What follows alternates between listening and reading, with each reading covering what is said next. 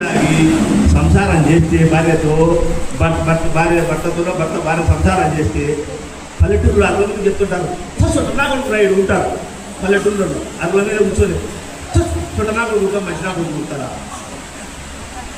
మనం సంసారం చేయాలంటే మంచి జీవన విధానం అలవర్చుకొని మంచి ఆహారం సాత్విక ఆహారం తీసుకొని సంసారం చేస్తే మంచి పిల్లలు ఉంటారు తప్ప ఎక్కడ ఉంటారు. అందువల్ల మనకన్నీ మంచి పద్ధతులు. మీరు ఆరోగ్యం ఎంతసేపు దేవుని ముక్కడం వల్లనే అంత ఆరోగ్యం రాదమ్మా. దేవుని భక్తితో ముక్కాలా, దాన్ని ఆచరించాలా, తీర్థప్రసాదాలు స్వీకరించాలా. తీర్థప్రసాదాలు ఏముంటాయి? గుడికి వెళ్తే ఏం వేస్తారు? తీర్థంలో ఏం వేస్తారు? పచ్చకర్పూరం వేస్తారు. ఏం వేస్తారు? తులసి దళం వేస్తారు, యాలకబుడ్డ వేస్తారు.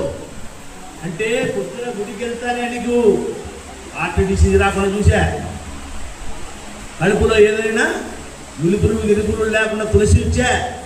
అదేవిధంగా మానసిక రోగం పోయితే తులసి వచ్చా.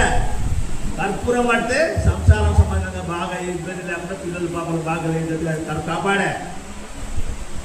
ఇన్ని మన గుడి ఆచారాల్లో ఇంత బ్రహ్మాండమైనటువంటి ఇది ఉంది.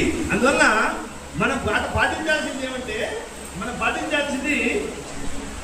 పాటించాల్సింది ఏమంటే ఆరోగ్యాన్ని సంరక్షించుకోవాలంటే ఆకుకూరలు కాయగూరలు కాదు అన్నీ పాటించాలి.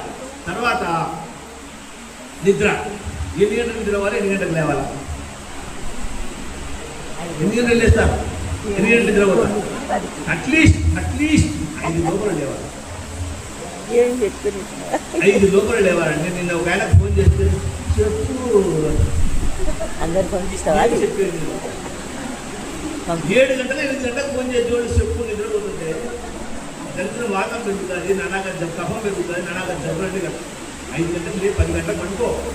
టీవీ చూస్తుంటే దగ్గర కూడా సీరియల్ నేను చిన్నప్పుడు నా కొడుకు ఇప్పుడు వాడు పుట్టము ఉత్తరాల సీరియల్ వచ్చింది. ఎందుకు ఇప్పుడు వాడికి 29 సంవత్సరం ఇప్పుడు అమెరికాలో ఉన్నాడు వాడు. ఇంకా సీరియల్ ఉత్తరాల సీరియల్ వస్తూనే ఉంది. చచ్చిపోయినాక ఆలోచించాలి చెప్తారు, మన జీవితాలు నాశనం చెప్తారు. అటువంటి సీరియల్ చూడకుండా ఆధ్యాత్మిక